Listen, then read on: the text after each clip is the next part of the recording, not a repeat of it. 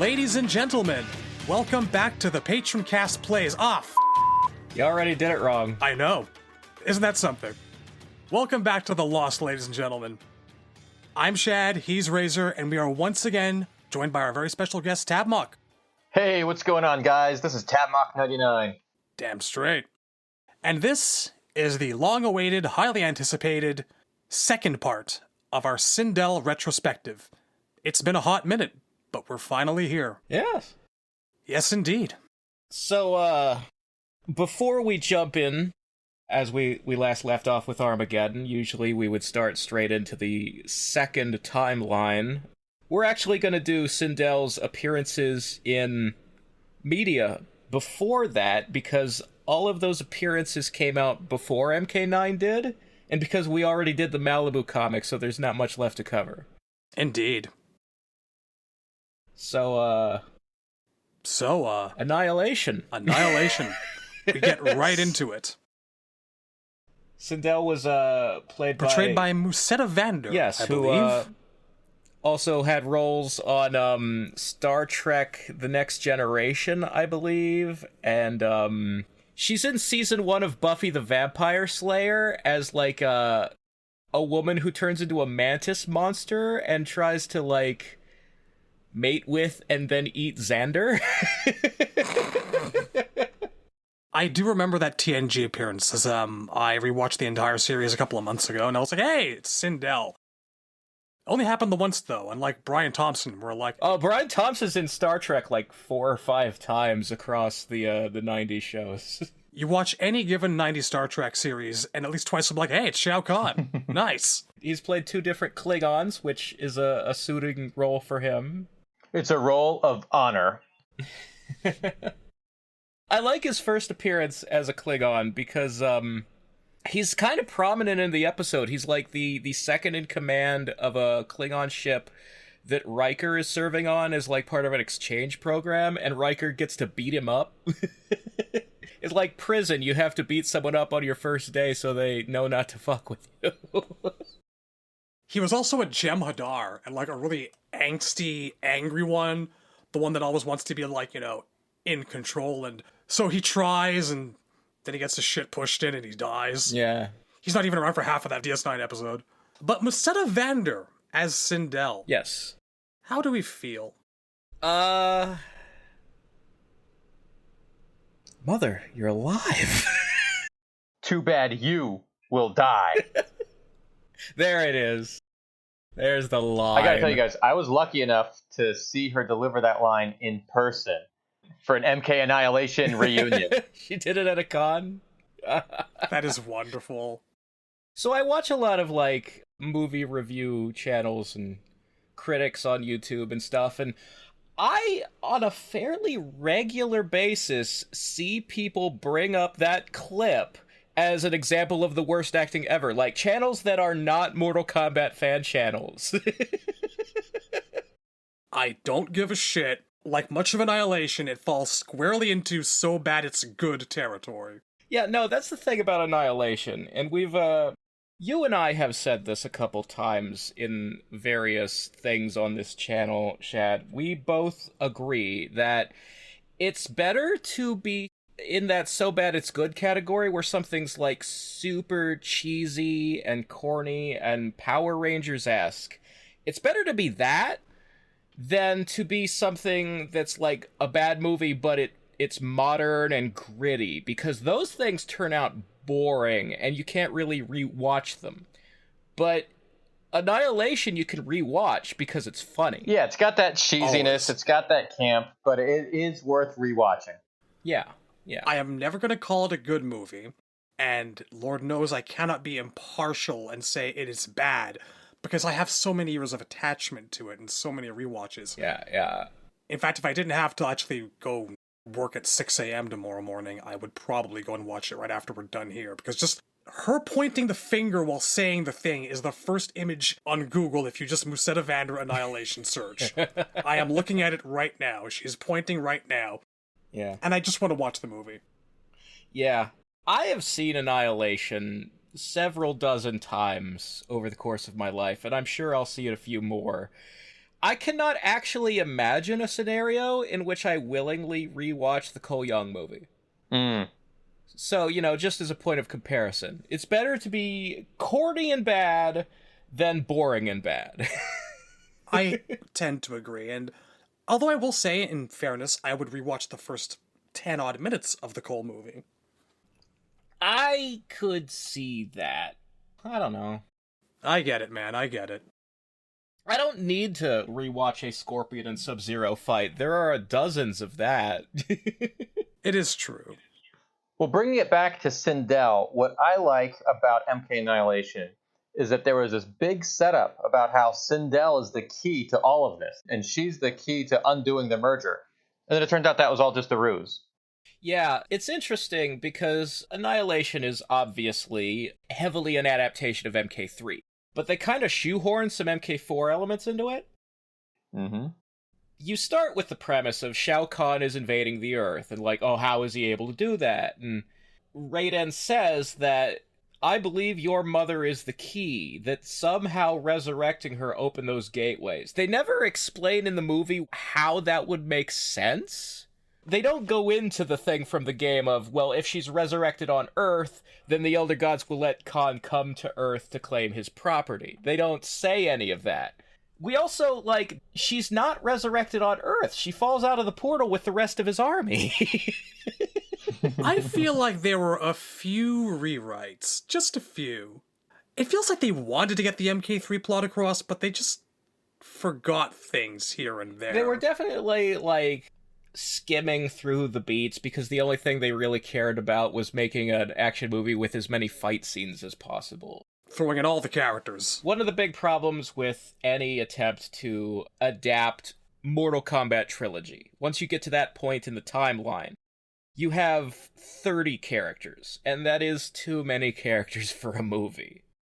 And that's why you got stuff like Melina shows up and nobody says her name. Nobody says Ermac's name, I think. Nobody says Noob Saibot's name. Characters just appear and then they're gone. Baraka's name, too. Yeah. Although they do say Cabal and Stryker's names, they're not in the movie. Yeah, Cabal and Stryker aren't even in the film. They got name dropped. So apparently, according to an earlier draft of the script, you know how Khan, Scorpion kidnaps Kitana and says, suckers, and portals away, and then Kitana's being kept hanging in a bird cage over his table in the castle? She just got caged. In an earlier version of the script, Kitana was being kept in the Cobalt Mines of Shokan, which is where anybody who was captured, including Cabal and Stryker, were being kept. So when Liu went there to rescue her, he also helps Cabal and Stryker start a prison riot. And that was completely cut from the movie. They probably never even made it to casting. Yeah, no. As a side note, I do like how that set up Cabal and Stryker to be lifelong pals, because that was never a thing before. I feel like MK Annihilation started that, and MK9 sort of picked it up from there. Yeah, there's a lot of, weird connective tissue between, Annihilation and versus DC and 9. That period. They started, taking influence. Which is an odd choice, because famously, the fan base doesn't like the movie. It's a fine wine. It gets better with age. It does, as it turns out. But, yeah, it's, interesting plot-wise. It starts out with Raiden just kind of guessing, I think your resurrected mother is the key to Khan's invasion, and if we can, save her and, break the spell that's making her evil, then that will somehow end the invasion. And then he goes to the Elder Gods and asks them, how do I stop the invasion? And they say, your guess is right, it's about Sindel. And then at the end of the movie, it turns out that Sindel has nothing to do with it. She's a red herring, and the reason Raiden, fell for it is the reason the Elder Gods told him is because one of the Elder Gods is Shinnok. It was all a lie. I'm curious why there are 3 Elder Gods that Raiden talks to in the movie. Why did the other 2 go along with Shinnok's lies? I don't know, maybe they're not his keepers, maybe they don't know. Maybe he told them too and they believed it. Yeah, he's the one who went, hey, So Shao Kahn's whole thing is about his wife, and they just believed it, and they repeated that back to Raiden. Omnipotent indeed. Or they already knew the entire time. It's just, Raiden's only allowed to ask 3 questions, and if that's what the answer is, well, they can't override that. Yeah, but it's a wrong answer. They just have to let that slide. Why is it always like that? Why is it always questions 3? You just have better things to do? I don't. Yeah, it seems like a very arbitrary limit. What are they, busy? Their time is a premium and Raiden's not allowed to waste any more of it? They don't even do anything! They sit in an empty void and watch the realms. They don't have hobbies! How long does Raiden have to wait before he leaves the temple, goes back in, and asks another 3 questions? That's a good question. Can he just walk out, walk back in? I've got another 3. As always, Raiden, you are offered 3 questions for the next 9 years. Yeah, is it like... We need our beauty sleep. 3 questions per visit? Is there... Once a generation. Can you stave one off? It's like those old cell phone plans. They have rollovers. Ironically, the movie has raised too many questions. Always. We've already asked more than 3, haven't we? Probably. I think we left that number in the dust a long time ago. All right, let's circle back to Sindel again because we get sidetracked so very, very easily, as is our wont. So yes, throughout the movie, we see... Here's another thing that 9 copied. Sindel starts out as the general. Well, actually, Rain starts the movie as the general. And because Rain didn't kill Cabal and Stryker, he only took them prisoner, Shao Kahn knocks him into a fire, and then the rest of the named characters are arguing around the table about why they should be general. And nothing of value was lost. And Kahn decides, Sindel, because the rest of you are just opportunists and only care about yourselves, and I can trust her because mind control. But yeah, so Sindel instead of Motaro is the general in the movie, and then 9 would kill off Motaro and make Sindel the general. So I honestly wonder, the guys who wrote the 3D era, they were still there when DC and 9 were made, but they were more supervisory, and like more of the actual writing was done by like Brian Chard and Dom Chiancholo. And I wonder if Dom and Brian watched the movies as research rather than looking into the games. It might explain a few things. Yeah, it very well could. My thought about the scene in the movie was that Shao Kahn has a very informal process for the military as far as who's going to be in charge. Yeah. He does seem to often take generals out of a hat. In the games, Kano was qualified to be general. If Kano can be a general, anyone can be a general.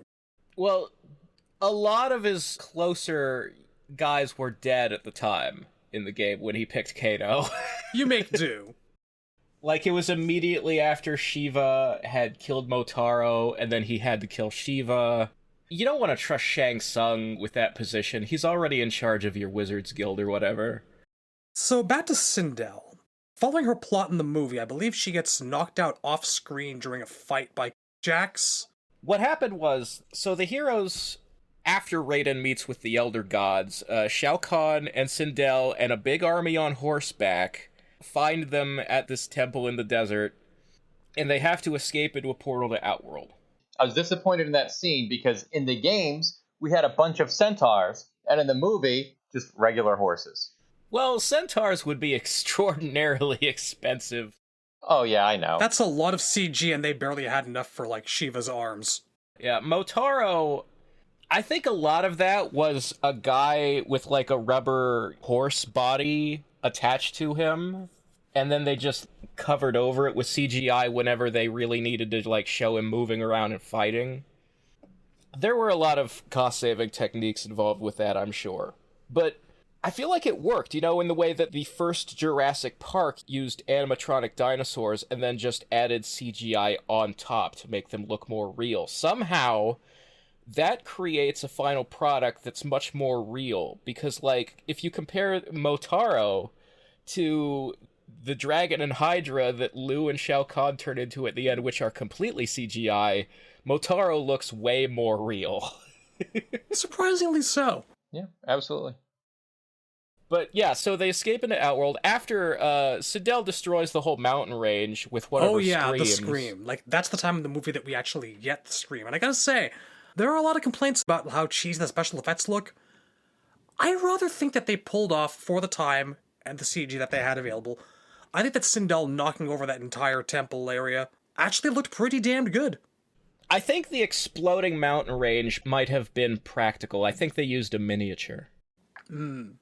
But yeah, the scream scene is done pretty well, and I like that afterwards she says that was fun, because that's a line from her friendship in the game. You know, I must have watched the movie at least 9 times before I caught that. Seriously. I forget completely about that weird friendship line of hers. That scene in the movie where she destroys it, that was filmed in Jordan. So maybe one day we should fly out to Jordan and see if we can check it out. Maybe they actually just destroyed the real mountain range. I don't think I need a plane ticket to the Middle East to be sure about that. That seems expensive. We've got to know. I can't even afford a ticket to Galloping Ghost to meet the MK cast whenever they do their get-togethers. Jordan's a bit out of my price range, sadly. Yeah, let's aim small and just shoot for meeting each other in the continental US. It's enough of a struggle these days. But yeah, so our heroes escape into Outworld, and they are immediately attacked by Sindel. Which is weird, because Sindel was just back in Earth, and they jump through a portal, and on the other side, there's Sindel. I guess Conside can make portals whenever they want. It was just very quick. What closes can also open again. Shut up.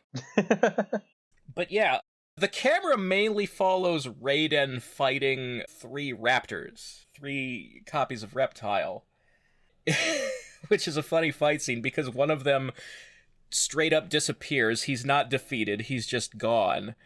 And actor Ray Park alternates in that scene between playing Raiden and playing the raptor that Raiden is fighting. Or spin kicking along with. He's both of the guys in the fight. He's fighting himself. So the third raptor was never seen, much like Nightwolf's third test is never revealed. Yeah. I think the third test, that's another thing that was cut from the script. Robin Shu was supposed to be buried up to his neck in sand in the desert and have spiders or scorpions crawling on his head, and they didn't film it because Robin Shu said, "I'm not doing that." Yeah, it was spiders. He was not looking forward to that scene. No, that's why the third test is not in the movie. Wouldn't be covering scorpions for the good of the fan base. Saddens me. It'd be funny, yeah, because Scorpion was the cause of his problem. Scorpion's the one who kidnapped Kitana and made him, like, start doubting himself or whatever. That would have been an appropriate test. Like, as opposed to, what was the test? Get hit in the face with a hatchet and have a bad dream. And then the third test was fight Jade, but Jade's actually not part of Nightwolf's plan. She's a mole from the other side, so... We're thinking about it too hard. Technically, Liu Kang only did 1 of the 3 tests. And he had to do all 3 in order to get ready. And this goes back to what you said earlier. Why is it always 3? Yeah. It's the magic number. Also, why did Nightwolf run off? Did Jade, like, beat him up off screen? More to the point. So the camera follows Raiden as he goes off to fight the 3 reptiles. When Raiden comes back, we find Jax holding a knocked out Sindel by the hair, and Jade is there too, and Jax says that Jade is the one that defeated Sindel, I think. Something like that, yeah. Which sort of fits, because then they try to do this thing where they wake Sindel up and have Kitana talk to her. Remember your past, mother. Remember that you're under mind control, and try to break the spell, and it doesn't work. Har har har. You fools, you've been tricked. It seems like Sindel faking being unconscious because her and Jade are in on it together would make sense if that's what they meant to have happened there. But it's not even a fight. They don't lure them into a trap. They just kind of mock them, and then they both run away. They have Sindel unconscious in a room, and they all just kind of surround her on a table and wake her up. And when she wakes up, and Kitana talking to her does nothing, Sindel just goes, haha, I'm still evil, and like whips them with her hair, Only time that happens, doesn't look particularly great. and then starts spinning and flies away through the roof in the form of a tornado. And also, when Sindel goes, talking to me didn't break the spell, I'm still evil, and leaves, Jade also chooses then to reveal, I'm faking too, and she just leaves. Like, they don't actually attack them. No, it was not a trap. It was just they What was Jade's plan? waste their time? Yeah, run out the clock. That's right. She wastes the reveal that she's been evil all along to just tell them, by the way, I've been evil all along, and leaves. You fools, you've been tricked. Lol. Exit stage left. Which makes sense that when they go back to the fortress and tell Shao Kahn that they have achieved nothing, Shao Kahn yells at them for achieving nothing and feeds Jade to a wall monster. He's angry that they're all still alive. Plainly they were supposed to attack the heroes and kill them after the betrayal, but they just didn't. They didn't even try. Shao Kahn should have asked them, tell me, did you make them beg for their lives before you killed them? I mean, that worked out real well for the last guy, right? Well, no, we didn't actually even try to kill them. We just ran away because we were outnumbered.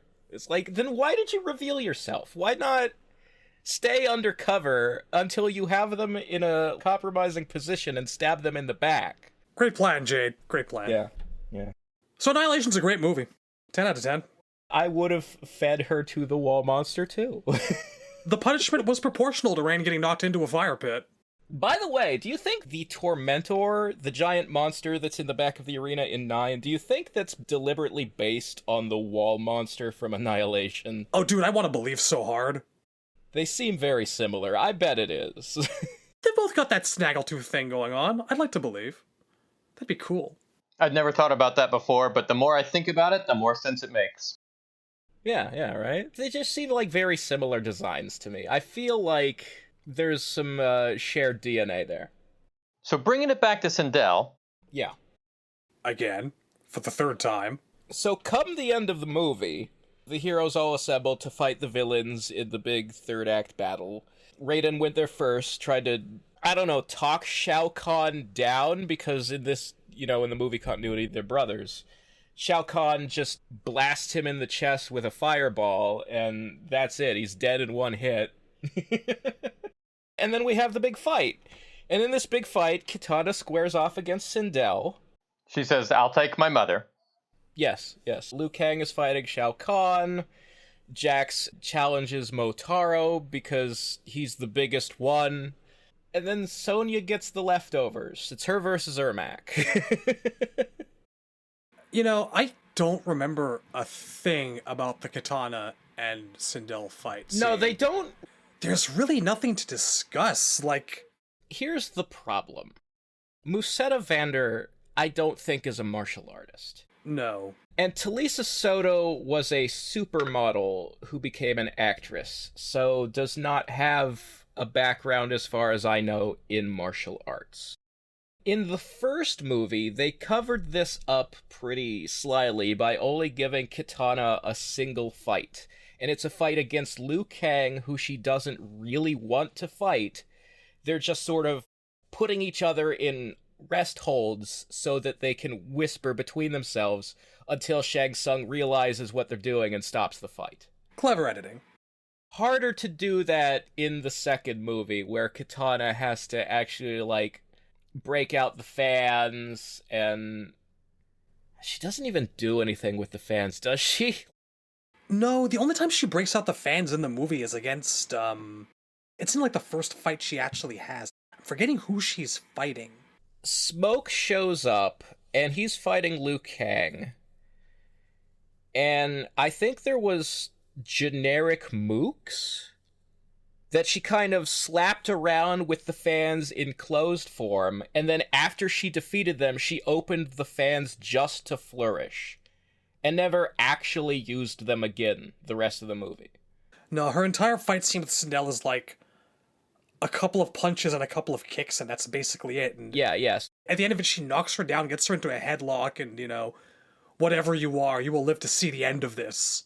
Yeah, they just trade a few, like, quick punches and kicks, and then she puts her in a hold and forces her to watch Liu Kang versus Shao Kahn.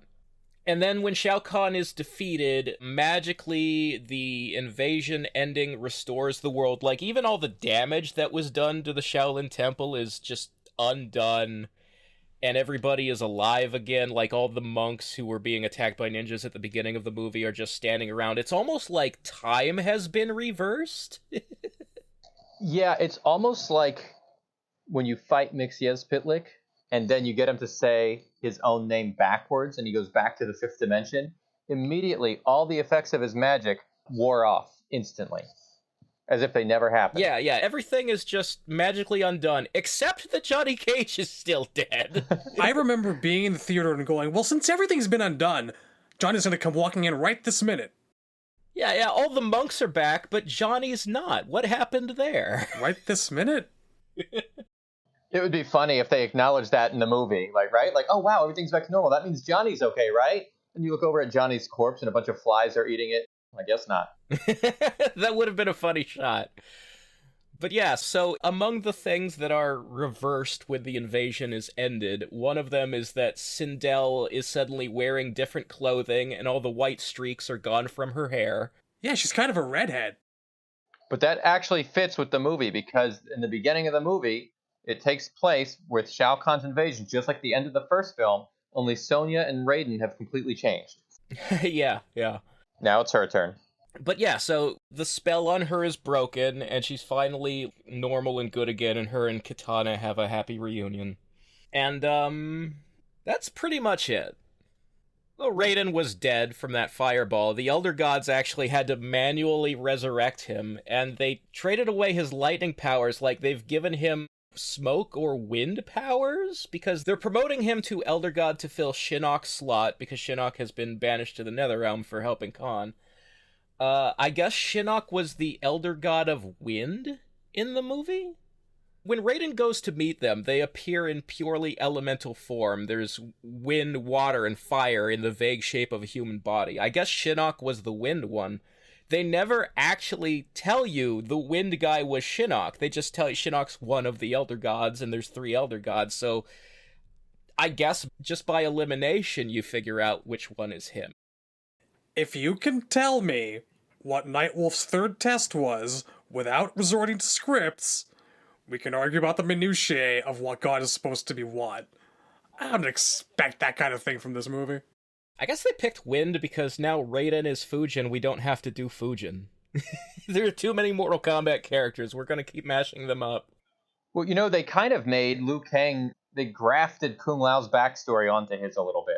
Yeah, in the first movie, they definitely, like, combined those two characters. Like, Liu Kang is the descendant of Great Kung Lao, and he's the one who left the temple and doesn't want to go to the tournament and all that stuff that was basically Kung Lao's backstory in MK2. So, I guess combining Raiden with Fujin is another example of that. So that's sort of what they would have done with him if there had been a third movie, I guess. We wouldn't have had a Fujin. Speaking of stealing things from Kung Lao, halfway through Annihilation, Raiden changes his outfit, and it's a black vest and brown pants. It's Kung Lao's MK3 costume minus the hat. Even though Raiden is typically known for wearing a hat. Yeah. You know, I understand if James Remar said, I don't want to wear a wig the whole shoot. It's uncomfortable. Can we write a scene where I get a haircut? Why did he have to change his outfit? He couldn't fight in the white long-sleeve shirt? Honestly, as far as special effects in Annihilation go, that wig looked okay on him. It wasn't as good as Chris Lambert's. No, it wasn't, but it was still adequate. I love how in the first scene of the movie, like, from shot to shot, it keeps alternating between ponytail and loose. Constantly. Even though there's a part where you can see him pulling out the tie to let his hair down, and then putting it back up in the ponytail.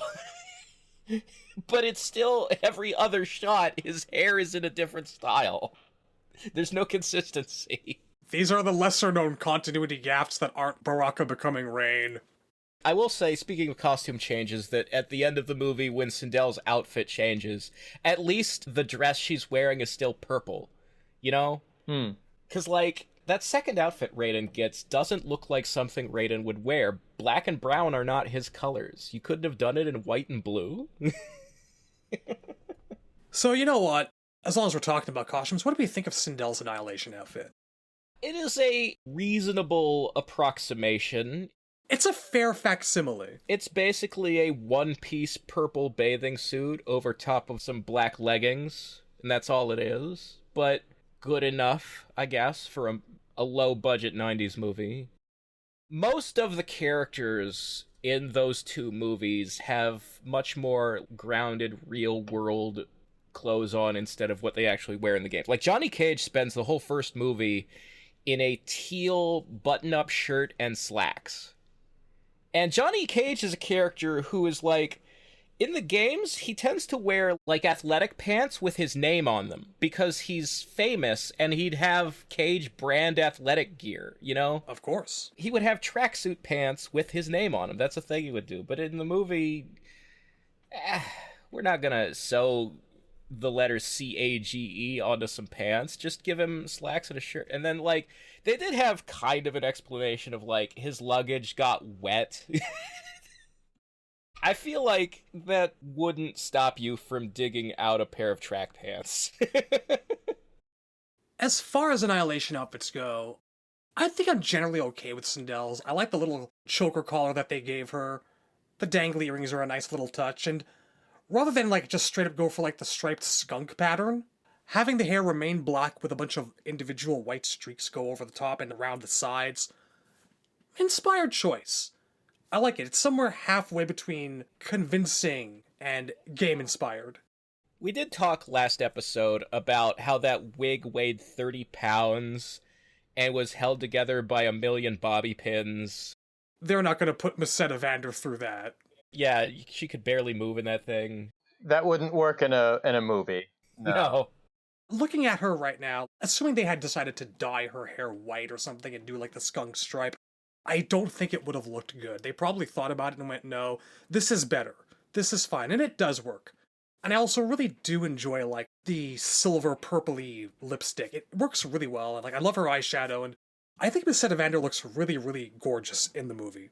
I've always had a little bit of a crush on her. Not ashamed to say it. Yeah. You know, she looks like Sindel. You definitely recognize the character. It's not like a problem. Yeah, no, I think the hair especially looks good. I mean, it's different from the games, but I think the wig, it came out really nice. And Miseta Vander is an attractive woman. Googling Sindel Annihilation, I swear to God, there's a couple of shots here, just random Googling. I don't remember this from the movie. Here, I'll send this to you off screen. Do you remember this shot? Because I don't. It could be just some, like, on-the-set photography for marketing purposes, you know, something to send to magazines. Could be. Could be a deleted scene. We'll probably never know. Yeah, I saw a lot of pictures like this from the first movie, too. You know, there's shots of Raiden hugging Katana, which obviously never occurred in the movie. This photo that you're showing us appears to be Sindel at the Shaolin Temple, the location they shot at, and she's sticking her hands out to do, like, the spooky fingers at somebody. Yeah, she's telling someone else that they will die. Plainly. In this shot, she's wearing a cape. And I don't think she wears a cape anywhere else in the rest of the movie. Maybe when she was on horseback and screamed at the mountain. There's quite a few of these shots if you just Google Sindel Annihilation. There's a bunch of what looks like to be promo photography, and she's rocking this long black and purple cape. It's a little bit bitchin'. I don't hate it. Yeah, actually, I like her in the cape. I kind of enjoy how from Deception on, mainly it's just in Deception and 9, I haven't really checked the MKX version of her outfit to be sure, but they added coattails to her outfit.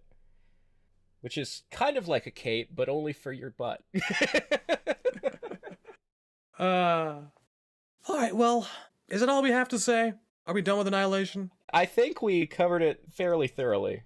By the end of the movie, Shao Kahn's defeated, and everything goes back to normal, and Sindel's good again, and yeah, that's pretty much that. We could talk about her appearance in Legacy. That is our next point. Goodbye, Miseta Vander. I'll miss you. So, Mortal Kombat Legacy was a web series that came out like the year before Mortal Kombat 9 was released? No, the trailer. Yeah, the Rebirth trailer was in 2010. Yeah, so MK Legacy. Rebirth was basically a fan film by director Kevin Tankerowen, which he made in order to pitch himself to Warner Brothers as like, hey, I like Mortal Kombat, I've got ideas, put me in charge of making a Mortal Kombat thing, please. And the premise of that trailer was basically like a really gritty reboot, like the Dark Knight or Daniel Craig Bond style version of Mortal Kombat, where you sort of strip out the fantastical elements and make it very like urban crime drama kind of thing. Like the trailer was basically that Scorpion was some criminal who was arrested, and Sonya and Jax were cops who were interrogating him about like an underground mob fight club tournament run by mob boss Shang Tsung. The Deacon City PD was after him. Yeah, Oh my God. why Deacon City? I don't understand why you would make up like a DC Universe style city when the real MK games just use real world locations like New York. Well, they are using fictitious Chinese villages now. Like Liu Kang was from the Honan province. That is a real world nowadays it's more commonly pronounced Henan province, but that is a real alternate like spelling of the word, cuz like Chinese translated to English is funny and a little bit multiple choice. It might be them attempting to make it intentionally vague by slurring the pronunciation a little bit. Kind of like DC does Karak, you know? You know what they want to be doing, but they won't say it directly. So it might be the MK Henan province, you know? In the 70s, 80s, 90s, this was a real pronunciation for that. Like, the Honan, Henan, whichever you prefer province, is where the Shaolin Temple is located in IRL China. I've seen it written with a U, never an O, though. I want to say that's a separate province. I think Hunan is a different location. Like, both exist. That's just because John Tobias would get this information from books that sometimes mistranslated things. I'll give an example. In Bruce Lee's time, in the 1970s, the word kung fu could be pronounced kung fu, or it could be pronounced gong fu with a G, which Bruce himself often did. So it's just that Chinese translation is a little bit multiple choice. I'm just trying to figure out if there's two of them. You know, the books and information that Tobias was getting his info from probably had one of these older translations where it was with an O instead of an E for that province. Hunan with a U is southeast China, little bit inland, and Henan with an E, by our pronunciation, is a little bit north of that. It is two. Yeah, it is the location in the real world of the Northern Shaolin Temple. Alright, now that we've established that. Anyway, it took off as a viral thing, this Rebirth trailer, so Warner Brothers gave Tankerowen a web series. Somehow. Yeah, I personally don't think particularly highly of either the Rebirth trailer or the Legacy show. It's situational and it depends on the episode. There are episodes I absolutely love and adore, and there are episodes I will never ever rewatch as long as I live. Well, what I was about to say is that the two, in my opinion, best episodes were the Kitana and Melina episodes. They started out with like a relatively accurate recap of their backstory from the games about, you know, Outworld taking over Edenia and Shao Kahn adopting Kitana and cloning Melina and all that, which was told in an animated style. It's reminiscent of, if not the same animation studio that made O-Ren Ishii's backstory in Kill Bill 1. You know, that little anime vignette that's in the middle of the movie about Lucy Liu's character? Mm-hmm. I always compared it that way, yeah. So then it sort of transitions from animation into live action, and we see Shao Kahn attacking King Jared's palace, and it sort of kind of cuts like anthologically from scene to scene where it's not all one continuous narrative, it's jumping around a lot. And one of the things it jumps to is Sindel committing suicide. Or as they call it there, Sindel. Oh, Jesus Christ, I forgot about that. Yeah, they pronounce her name Sindel, which, like, at this point, the Mortal Kombat franchise is 20 years old and has always had an announcer. How do you pronounce names wrong? How does that happen? Can you imagine? It's just got to be people who are getting the backstory from reading Wikipedia. Watch a match! Watch a round of MK3 and listen to the announcer. How fucking hard is it? The scene where Sindel's name is said, Sindel, it's being said by a narrator, who I think might be Katana's actress? Maybe the narrator isn't even a character, but it's definitely a female voice. Here's the thing, if you're recording voiceover in an audio booth, then you have, like, the voice director on the other side of a sheet of glass listening to you and giving you direction. Now, that audio director's part of their job, I would assume, is to, like, correct you if you say something wrong. So that person, you know, it may not be the actor's responsibility to know how the name is said, but it's definitely that voice director's responsibility. Katana. The point is, they could have done a second take, you know, they could have gotten it right. Mylena. Cabale. Scorpion. Shang Tsung.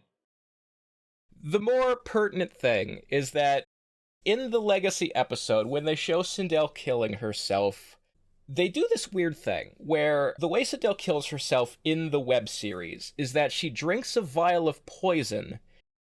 This poison then causes her soul to leave her body and go into baby Katana's body.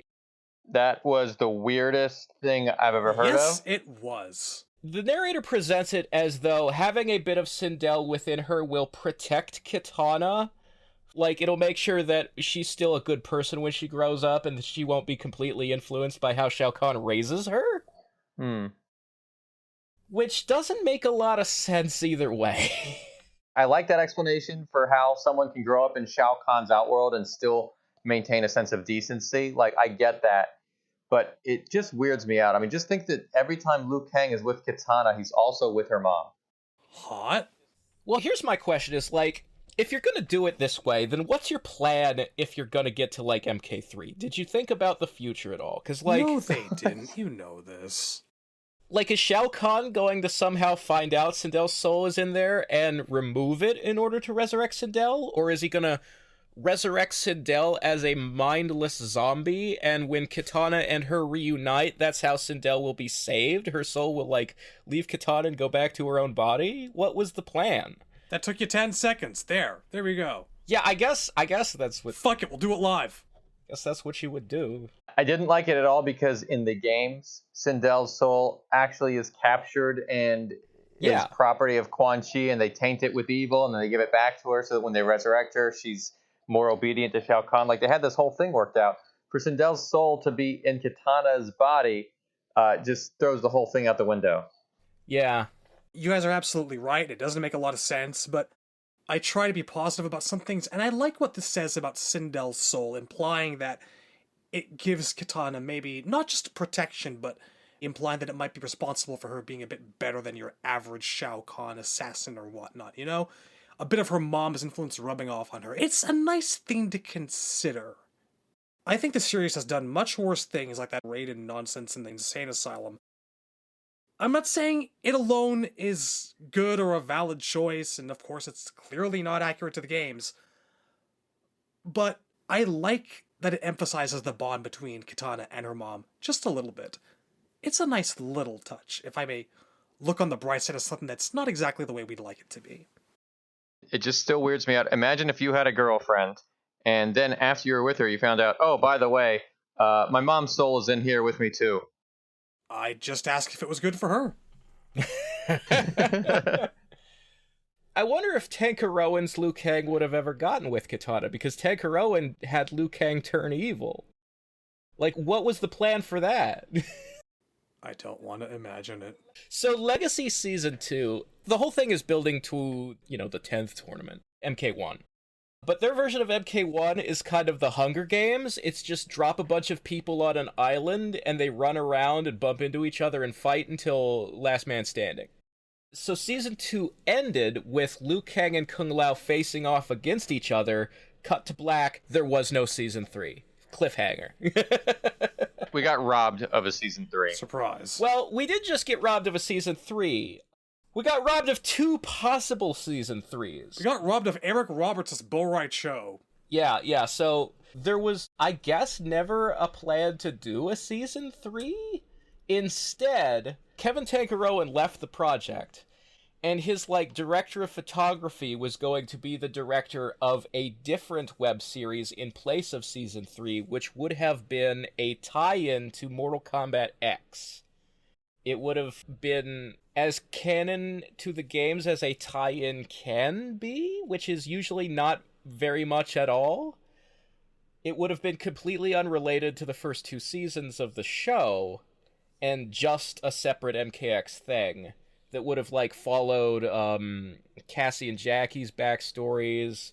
Casper Van Dien, who played Johnny Cage in Season 2, would have still been playing Johnny Cage. But I don't know if any other actors were going to return. They were bringing in Ray Park to play Aaron Black, which doesn't make any sense to me because Ray Park is British and Aaron Black is Texan. Ray Park will play anything for any reason. We know this. You could have gotten him to play any nameless ninja in the series, anybody who wasn't going to have dialogue, anybody who wears a mask, and then you could dub his voice over with a different actor. Well, there you go, Aaron Black. Ray Park is a glorified stunt man. He doesn't really ever talk in things. You could have dubbed over Ray Park. They did it in Phantom Menace. That wasn't Ray Park talking. Sure. I don't think they were planning to, because in the set photos I saw, Aaron Black, Ray Park, wasn't wearing a mask.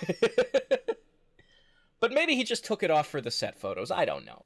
Yeah, maybe. The other cool thing about this is that they had Louis Tan, who was going to play Kung Jin. Yes.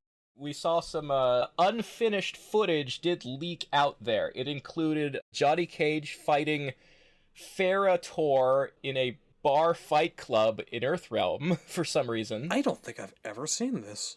Oh, you missed out. Yeah, Farah was clearly an adult woman in this. You can see in the footage, the special effects have not been added yet because it's, still early pre-production footage, but you can see where Johnny was going to do a shadow kick because he hits the pose and there's green lights. Johnny also visits Shang Tsung in a prison. Yeah, for some reason, they were going to do a Hannibal Lecter in Silence of the Lambs thing where he's getting intel from a captured Shang Tsung. Which is weird, because if it's an MKX tie-in thing, Shang Tsung's supposed to be dead. They also had some generic military footage of Cassie and Jackie raiding someplace. And then they had the big thing, the footage that most of us have seen and enjoyed, is Louis Tan playing Kung Jin. He's on the road traveling to the Shaolin Temple, and he bumps into Eric Roberts playing a disheveled, homeless, drunk type guy on the road. Very Christopher Lambert Raiden-esque character. And Eric Roberts beats Kung Jin up and gives him some advice. This way up the road is the way to the Shaolin Temple, and I will be training you there because I'm Bo Ray Cho. That's how he pronounces his name. Bo Ray Cho. Bo Ray Cho. Reptile. Johnny Kage. By the way, if you've ever seen Eric Roberts, you know that he doesn't look like Bo Ray Cho. He has short gray hair and no beard, and he's a white guy. He was not wearing a wig or a fake beard. He just looked like Eric Roberts in this footage. Isn't it wonderful how all these live-action series just kind of devolve into becoming product placement for upcoming games? Same fucking thing happened to the Street Fighter series. Remember that? Remember that it was going to be good? Then it just turned into Street Fighter 5 fucking promo? Yeah, I remember that. I love it. It's great. It's great how this happens again and again. I love it. But yeah, so Eric Roberts would have been great if that role was rated, but because he's supposed to be Bo Raicho, he doesn't fit at all. It always amused me. Anyway. Right, so getting back to the actual Sindel part of it, I don't think she had a single line of dialogue in the whole thing. No, she didn't. She was there to wear a pretty dress, kiss a baby, and drink poison. Yeah, the scene where she kills herself is her only scene in the whole thing. She is played by Beatrice King, who we would not really know from anything. I don't think any of us have watched Loudermilk, The 100, The Christmas Waltz. The one thing we've seen that we would know that she's in is that she was a waitress in X-Men Origins Wolverine. Yeah, all of these credits on her IMDb are, unnamed woman, Asian lady. They're all like a single episode, bit part, some extra in the background of a thing. She is a lead extra type of actress. Yeah. She's never actually, done anything famous outside of playing Sindel in a single scene where Sindel kills herself. But you know what's cool? She's Canadian. Yeah! Congratulations. I'll take what I can get, man. I don't get much. Alright, so I just want to say, I always kind of pictured the way Sindel killed herself was that she jumped out of a high window. Or something like that. Me Drinking too. poison feels a little mundane to me. It's not as dramatic. Because the idea, if you go back to the original MK3, why Sindel killed herself, is that being forced to be married to Shao Kahn, the guy who murdered her actual husband, drove her mad. That was revealed in MK Mythology's Sub-Zero in the instruction manual. We talked about that last episode. Well, yeah, we did. But I was just going to say one thing about that. When MK Annihilation was actually the first time it was revealed that Sindel's death was a suicide. That's true. It's true. That's true. Very true. The point I want to make is that people who are overcome with grief or, in an abusive place where the only way out is to do something very dramatic, they tend to be very, very dramatic. And I think jumping out of Shao Kahn's tall-ass fortress is much more dramatic than taking a sip of a drink and passing out on the floor. I do like poison as a plot device, but it's true that it doesn't make for good drama. And the way that I've always seen this happening in my head was, much like yourself, I kind of pictured a tall window, and I picture Shao Kahn pleading with her to not do it.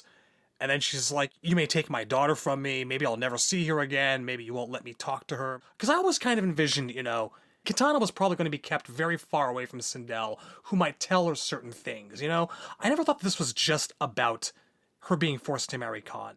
I think that there was going to be kind of very much a Rapunzel up in the tower situation for Sindel as long as she lived. And she knew that. This is an important point. Yeah. Jumping out of that high tower rather than being imprisoned in it, I think is the way I've always seen things. Shao Kahn begs her not to do it, because, in his narcissistic way, he does love her, and she says, you can take my daughter from me, but you can't take me. I just think, if you were ever going to depict it, actually, show a cutscene, some kind of flashback or memory in one of the games where we actually see Sindel kill herself, you want to pick the most, operatic method possible, the most bombastic for the purposes of drama. Also, Sindel's motivation for killing herself is going to be an important point of discussion as we get into how she has been written in the NRS-era games. Because starting in 11, and maybe this even goes back to 9, because there are changes to her backstory in 9. When we start getting into the games where Dominic Cianciolo has an influence as a writer, when asked why he changed Sindel's backstory, Dom has said on Twitter that it's always bothered him that Sindel committed suicide because he felt that portraying her as a heroic character afterward would be problematic. Because in his opinion, killing yourself when you have a child is abandoning that child, particularly abandoning Kitana to be raised by someone who she knows is a monster, makes her a bad person in his eyes. And so he's tried to write around that by either making Sindel outright a bad person or changing the circumstances of her death in various things. I wouldn't say he tried to write around it. I mean, we got an entire 5-minute sequence where, you have Fujin going on about, oh, these monks killed themselves because Shang died. What terrible people. What a terrible thing to do. He goes out of his way to tell you how bad suicide is. They do directly address it on screen in 11. There's a scene between Katana and Sindel where Katana cries, "How could you leave me like that?" And Sindel explains the retcon in that game that she didn't commit suicide. Quan Chi killed her and made it look like a suicide. Christ, but Jesus. The point being that Dominic Cianciolo has a preachy soapbox opinion about this topic, and I don't think that's appropriate. Like, Dom did not invent the character Sindel, and I don't necessarily believe that someone who is working on other people's characters, who has come in to do adaptation work, necessarily has the right to make those kinds of big sweeping changes. Especially not if it's based on your personal morals. I don't think that they have a place in this kind of fiction. You should keep your own personal politics out of your work if you're not the creator of the work. That's just how I feel. I can understand an urge to put your personal beliefs, if not your politics, into your work. Because you can only really write how you ultimately feel. It's a very hard thing to step into someone else's shoes and write something there are opposite. But you can do it. But I don't want to say that entertainment should never be political, because there are many works out there that I enjoy that are explicitly political. You know, when Alan Moore was writing Watchmen, he certainly didn't avoid putting his personal politics into the story. I just don't think those characters belong to Dom. It's not his story. He's there to retell something that was already told in the 90s before he got there.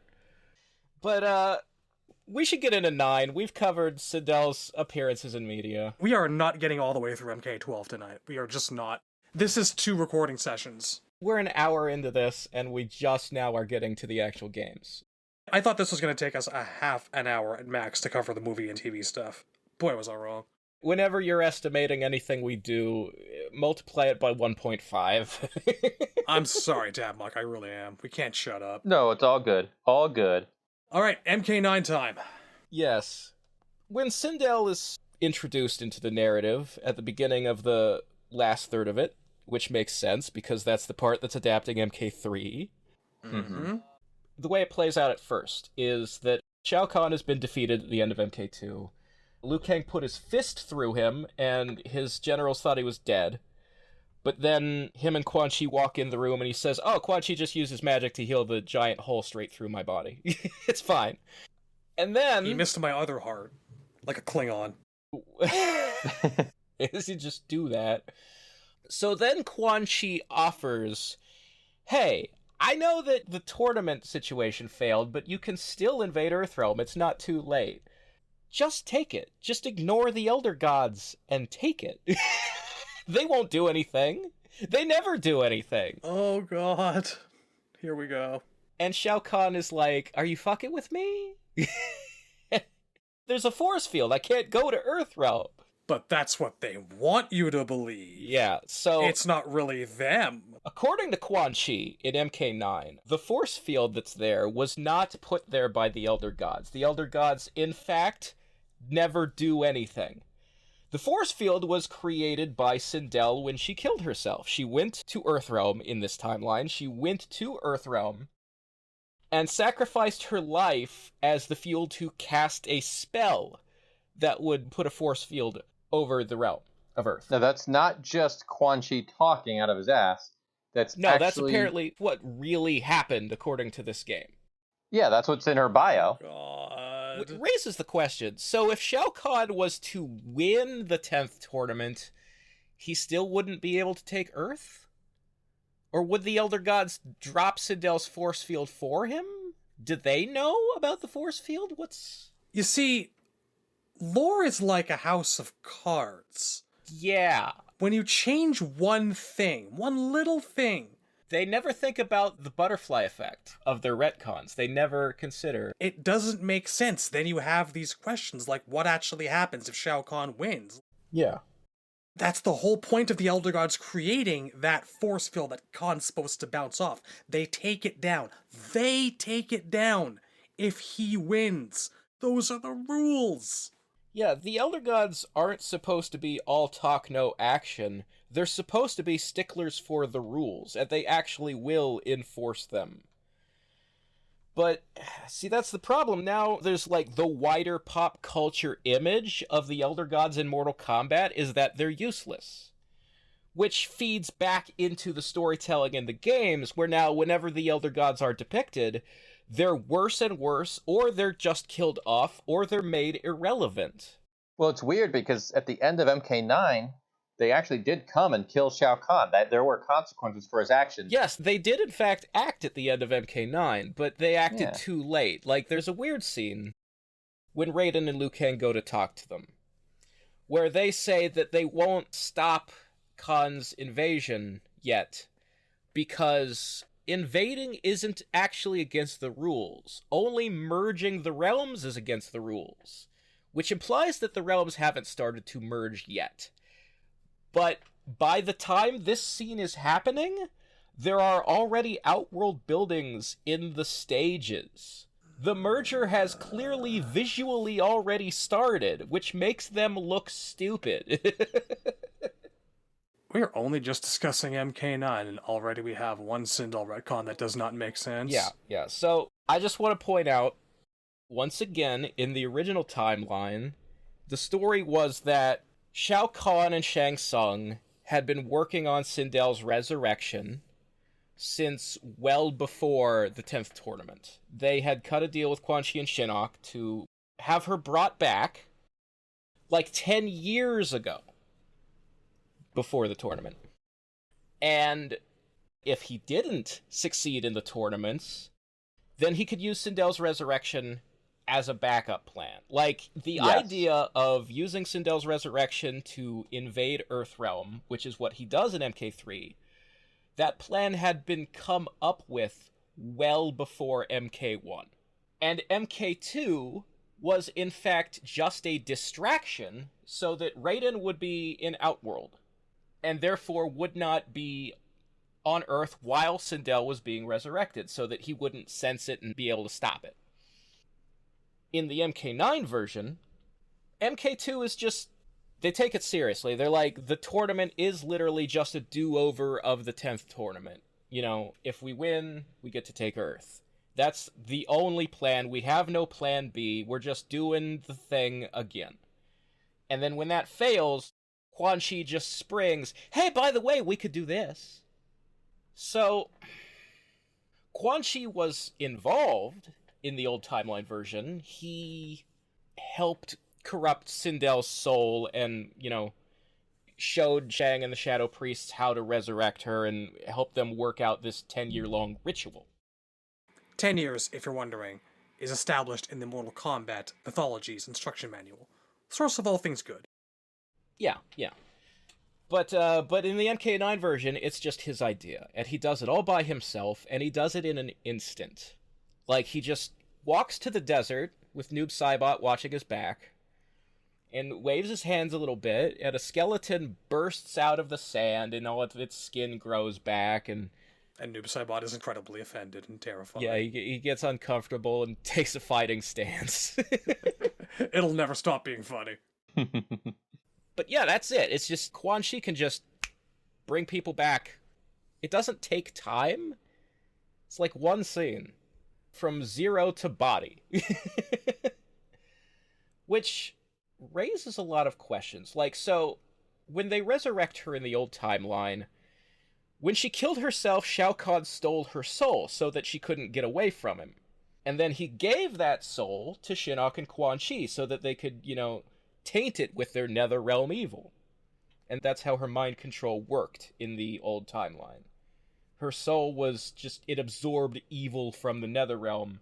And that's why Kitana telling her, hey, get your memories back. This isn't you. This isn't how it's supposed to be. Remember that you don't like Shao Kahn. Remember that he killed your real husband. All you have to do is, like, remember, wait, what I'm doing right now doesn't make sense. And that, you know, the logic of it would break the evil. In MK9, we never see that. Yeah, and in the MK9 version, like, so Quan Chi can't really steal souls. He can only bring people back if their soul is in the Netherrealm already. Like, Shao Kahn gave him Sindel's soul so they could take it to the Netherrealm. other people Quan Chi has ever resurrected, they were all people who died and their souls went to hell. He can't steal souls. He can only bring people back if those people are in hell when they die. They're already dead. This is what MK Deadly Alliance goes out of its way to illustrate, that Shang Tsung is the one who's good with stealing souls and soul transplantation and soul magic. Quan Chi is the guy that opens portals and deals in straightforward necromancy. We've talked about this many times. The plot of Deadly Alliance only makes sense if Quan Chi can't steal souls, because that's why he needs Shang. That's the only reason their partnership works, is that each of them needs something from the other. That's right. Each of them have a slightly different skill set when it comes to their sorcery. Shang Tsung has mastery over soul stealing. Quan Chi does not. So in 9, when Quan Chi brings Sindel back, where did he get her soul from? Was it just in the atmosphere? It's just part of that force field that keeps Khan out? He just sucked it out of the air? She is the force field. Gasp! Just to remind people, here's the text from Mythologies. When Khan defeated a realm called Edenia and transformed it into Outworld, he also acquired that realm's queen, Sindel, but the thought of serving under Shao Kahn drove her to madness, and she took her own life. Enraged by this event, Shao Kahn withheld her soul from moving to a higher existence. Instead, he held it as his own prized possession, a token of his victory over Edenia's former king Jared, and a constant reminder of his power to Queen Sindel's daughter, the Princess Kitana. These events enabled Shang Tsung to strike a bargain with Quan Chi. If Shinnok would take Sindel's soul, taint it with evil, and reincarnate it on Earth, Shao Kahn could step through the dimensional gates separating the two realms and reclaim his queen, thus enabling him to overtake the Earth and bar Raiden and the Elder Gods from intervening, an event that would take over a decade to accomplish. There's an interesting line in there that we don't really think about. It's the part where it says that when he kept Sindel's soul, he used it as a constant reminder of his power to Kitana. We don't think about it enough, but when you grow up knowing that your dad has your mom's soul imprisoned, is it any wonder you're going to eventually turn against him one day and start having questions? How did that play out? Like, how do you use that in a conversation? It's like, don't backsass me, young lady. You want to end up in a jar like your mom? Put over to a soul cage. Ah! Yes, Dad. And it's kind of funny because in a lot of the continuities, Kitana herself is sort of brainwashed, right? Like Sindel, Kitana, they both have gone through that whole thing where Shao Kahn can't really convince them or persuade them to do his bidding, so he has to use sorcery to kind of mind wipe them. We only really see that be the case in Shaolin monks. Yeah. In the canon games, it's more like that Kitana is brainwashed in the sense that she was raised, indoctrinated into a particular environment, and she does have doubts in the back of her mind that sort of cause her to be softer than the rest of her family would like an assassin to be. Like, Shao Kahn and Melina are always kind of giving her the side eye because she hesitates when it comes to killing people. But she was still raised to kill people, and she's kind of a believer and, just loyal because she was raised to be loyal up until the point where she finds out Khan's not a real dad, as opposed to any actual magic being involved. At least that's how it's portrayed in, Mortal Kombat 2 and 9. Like, the times when we actually see Kitana while she's serving under Khan.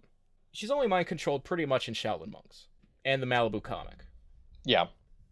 And in Malibu's case, it's just that her memories have been erased. With an amnesia beam. As opposed to, Sindel's under a spell to make her follow orders. Kitana's not under a spell to make her follow orders, or to force her to be evil. She's just, anytime she finds out the truth, Khan wipes those memories, and she goes back to believing he's her dad.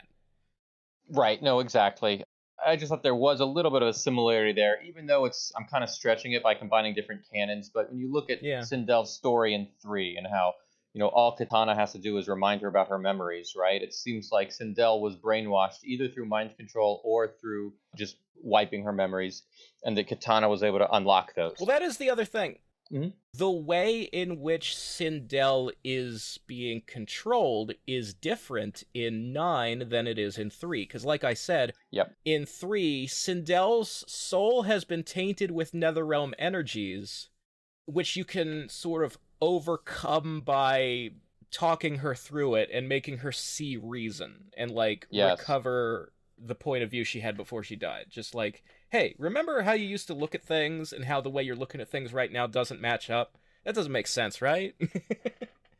But in 9, every game since 9, it's outright hypnosis, where Quan Chi has some kind of control spell on the Revenants, and Sindel is included in that. Like, he didn't put Yes. one on Scorpion or Noob Saibot for some reason, but he does on everybody else. And that even feeds into his moveset. In the NRS era, he has a trance move where he literally makes you walk towards him with your arms out Frankenstein style. Oh yeah, he totally turns you into a zombie right then and there. Yeah, they made hypnosis more a part of his overt power set from MK9 on. Well, from versus DC on. He wasn't playable in that game, but he does put Kitana under a trance for a long section of that game's story mode. That's right. You'll have to excuse me, I'm just sitting here taking down questions that we have caused by the MK9 Sindel retcon. So we're up to number 1. Where did Quan Chi get her soul from if he and Shang didn't come up with a plot together? Number 2. If Sindel put up the barriers between realms, what happens if Shao Kahn wins Mortal Kombat? 1 or 2. Or any Mortal Kombat, really. Do we have more?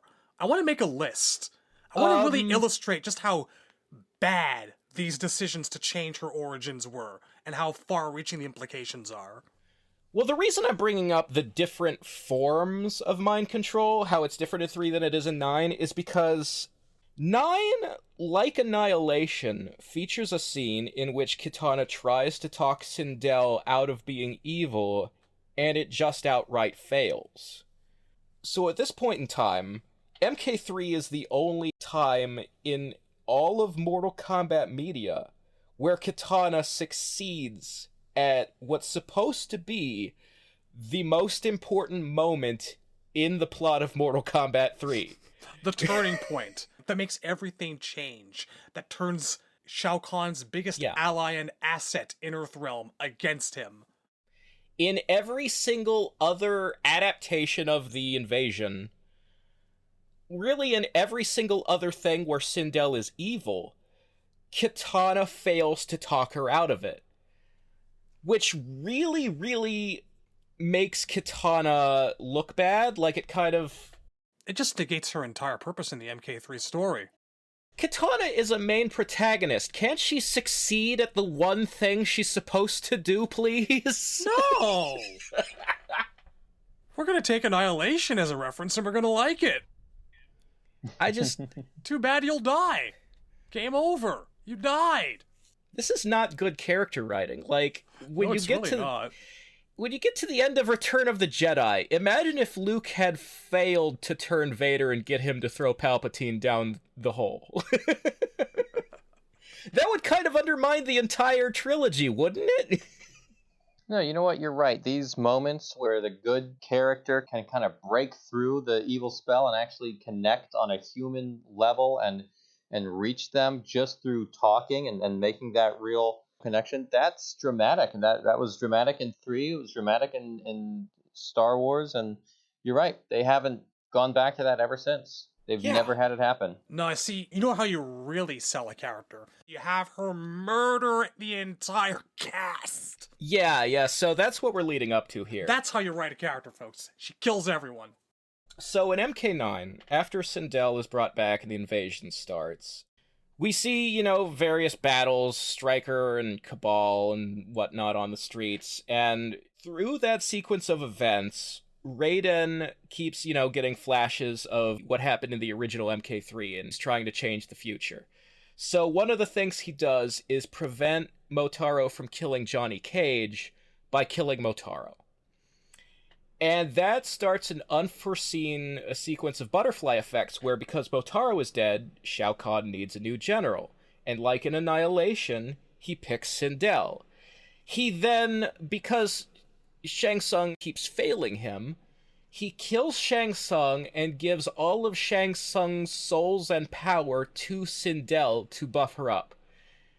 And then Sindel goes to where the heroes are hiding, which they find out because the heroes have Cyber Sub with them, and the Cyber Ninjas are able to home in on him. That's another unforeseen consequence of Raiden changing things and fucking them up. So the bad guys find the heroes by finding Cyber Sub, and attack the church where they're all hiding in. By the way, I want to talk about the church for a moment. I think we might have brought this up last episode, but... Oh, we did, and I know where you're going. Yeah, so the design of the church stage, in both 3 and 9, features a lot of, like, Shao Kahn imagery. The 9 version, when you fight there are shadow priests in the background that are resurrecting a skinless body, like meat. So it's definitely like an evil stage associated with Shao Kahn. And this is just a guess, but I don't think it would be out of line to suggest that the original intention for the church stage was that it was probably the place where Sindel's resurrection took place. Look, it's a giant cathedral with MK dragons in it. It plainly holds some sort of place of reverence. Maybe it's hidden away somewhere on Earth. It probably is, considering the fact that that's where most of MK3's backgrounds are, as that's where the game takes place. I have assumed since I was 15 years old that the temple or the church, depending on your choice of MK3 version, that's where Sindel comes back. That's where she's resurrected. The stained glass windows don't just have a big MK logo on them. Some of the windows have Shao Kahn in them. And in MK3, the original, the floor has a big Shao Kahn helmet logo. It does. Like embossed in it. It's not a good place. It's never been a good place. Why are the heroes using it as a base in 9? In 9, they have her resurrected in the desert. I guess because they were trying to justify why it's called Jade's Desert, they decided to make it an Edenian-themed desert with a big Sindel statue in it. That's the place where she died, or whatever.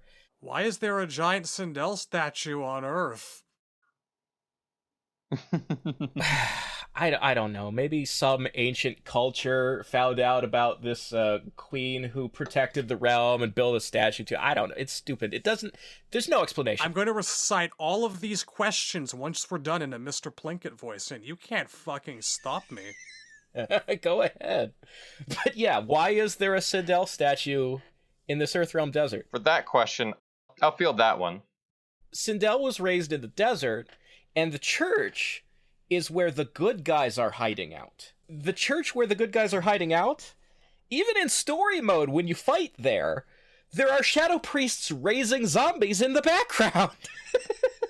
It's not a good place, no.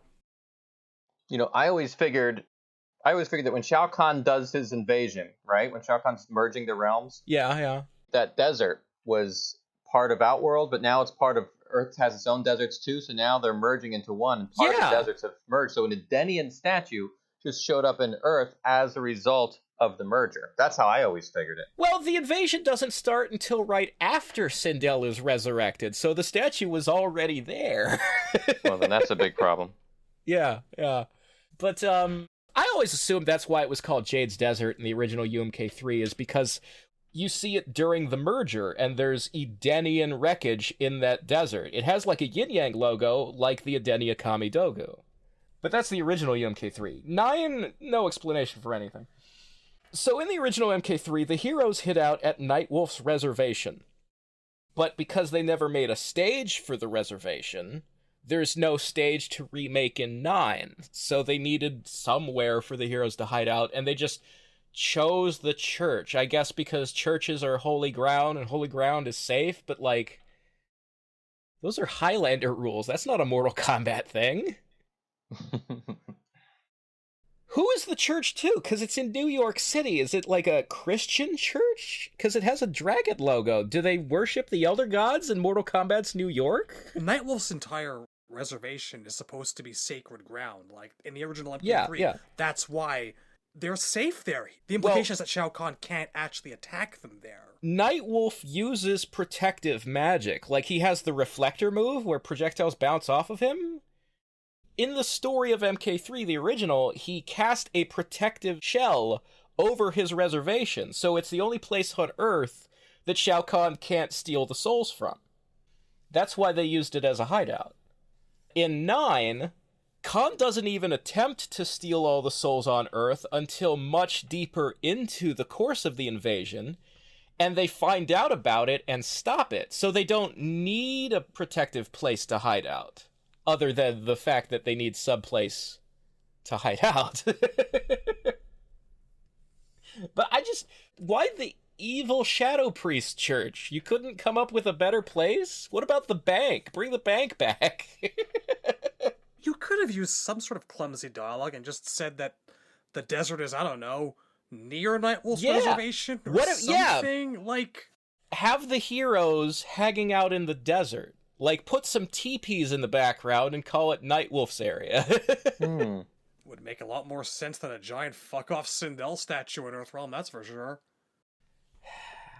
And I mean, somebody will say, but then how do they get to New York so fast? Well, Raiden teleports people everywhere in Mortal Kombat 9 already, so that's not a problem. That shit started in Shaolin Monks. Yeah, it did. Anyway.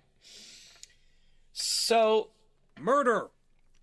So Sindel and the Cyber Ninjas attack the church where the heroes are hiding, and Sindel proceeds to, like, kill everybody at a single hit. I do want to bring up, as I always do, that really hilarious moment where she's unleashing the Sonic Scream, and Sector's already down on the ground, and he just sort of slides off to the right as he's pushed by the Sonic his body waves. just sort of slides across the ground.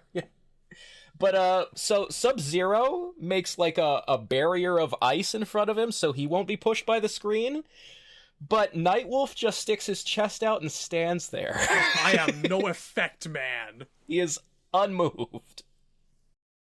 You know, for all that the game tries to beef up Sindel and kind of suffers for it a little bit in a lot of ways, they beefed up Nightwolf so very well. And I do love it. I mean, it's appropriate, because Nightwolf was kind of... We've talked about this in previous episodes before. There's sort of a thing in Mortal Kombat 3 Vanilla where characters who aren't in the game sort of have equivalents. Like, Cyrax's moves are kind of Scorpion-esque, so that you have, like, a ninja to play as, because Scorpion wasn't in Vanilla. And specifically a yellow one. Nightwolf is your Johnny. Well, Striker's your Johnny. Striker throws his grenades underhanded. He's the Johnny. Well, there's that, but... He's also the regular guy. Well, Nightwolf also has the shadow moves. They kind of both got pieces of Johnny. They broke up the Johnny a little bit. In terms of being, like, the kind of humorous regular guy, that's Striker. Nightwolf mostly stands in for Raiden in vanilla MK3. Because, like, Raiden, you know, he gives that intro at the beginning of the game that because of the merger, Earth is being ruled by the Outworld gods and I'm not allowed to interfere. And so Nightwolf is kind of the leader who brings the heroes together in the vanilla version of MK3. For the first chapter, let's say. Yeah, until you get to Trilogy where Raiden says, fuck it, I'm fighting anyway. Also, I've taken off the wig. But yes, it is kind of appropriate that Nightwolf is kind of the strongest guy other than Liu Kang and Raiden, who conveniently left the church right before Sindel showed up. Whoops. Yeah, Raiden takes Liu with him to go speak to the Elder Gods, but specifically instructs Liu Kang to remain silent the entire time? It's so transparent that the only reason that happens is so the two of them won't be there for the Sindel fight. There's no actual reason for Raiden to take Liu with him. In the logic of the game, Liu Kang can beat Shao Kahn, so he could probably have beaten Sindel. And if they had written it so that Sindel had killed Liu Kang, people would have taken exception to that, and they'd be right to. Yeah. I just wish that when Raiden took Liu Kang with him to the Elder Gods, and he told him not to say anything, he said it like, remember Liu Kang, be close as a shadow, twice as silent. Well, Johnny makes that joke right before they leave, that is why Liu keeps his mouth shut. But I just, like, if you're gonna take Liu with you, and then he serves no purpose in the scene, wouldn't it make much more sense if Liu does talk? Like, when the Elder Gods say, we won't interfere unless there's a merger, Wouldn't Lou be the one to be like, excuse me, there is a merger right now. What the fuck are you talking about? This is the same game that told us that Mortal Kombat and all of its rules actually don't matter. They only intervene if there's a merger. The tournament does nothing. If you look at Liu Kang's characterization at that point in the game where he's losing faith in Raiden and he's becoming argumentative and he's like going against the plans, and how that continues on into Revenant Liu in X and 11, he blames not just Raiden but also the Elder Gods for everything wrong with Earthrealm. Wouldn't it have made sense, as part of that characterization, for Liu to talk back to the Elder Gods in the scene where Raiden took him with him? Should have. I mean, he was kind of a snotty little prick the entire way through the game. If it had happened that way, it wouldn't be so transparently obvious that there was no reason to take Liu with him and that it was just to have him not be there when Sindel attacks. It would have served some purpose, you know? It also would have set up Liu Kang to be disappointed with gods in general. Yes, which is how he acts in X and 11. He has good reason to be pissed at Raiden, because Raiden fucking kills him on accident. But he doesn't have as much reason to be mad at the Elder Gods as he would have if he had actually argued with them in that scene. That's just where I'm at. So the Sindel fight, she hits everybody like one time. It's only coincidence that the blows she's dealing out knock out Sonya and Johnny, but kill everybody else. There's no continuity in it. She punches Cyber Sub in the face, this kills him. Yeah. It's an uppercut to the chin, and Cyber Sub is just dead from one uppercut. Like, she rips something out of Jade's midsection, that's believable. Yeah, she yanks out her gizzard. I don't know which organ it is, but it's definitely an organ. She chokes out Smoke. She snaps his neck. That's fair. You know, most people don't survive having their neck snapped movie style. It's always bothered me, not just because I'm a massive Smoke fanboy, which of course you know I am, but like, when you get the one guy that can turn into Smoke in a headlock, and you kill him that way, something's wrong. Something's real wrong. He can turn into Smoke, and you put him in a grapple, and he doesn't turn into Smoke to escape the grapple. None of them use their powers in the fight. I think it's Jax that gets a stiletto to the neck. Yeah, I actually don't hate that, because that one works. I enjoy that Sindel uses her heels as a legitimate fighting technique, because I find it very obnoxious when people on the internet complain about a character who's dressed very feminine wearing heels to a fight. I think that it's a costume element, and it's not supposed to be realistic, it's supposed to be stylistic. So the fact that Sindel also makes it practical by fighting with her heels works for me. It depends on the character in my point of view, and it depends on how they're used. If you have someone who can fly, I don't give a shit if they're wearing stilettos. Yeah, it's definitely like a character trait thing. Sonya should not have been wearing heels in MK9. That's not part of her personality. That's all I'm saying. She should have army combat boots, obviously.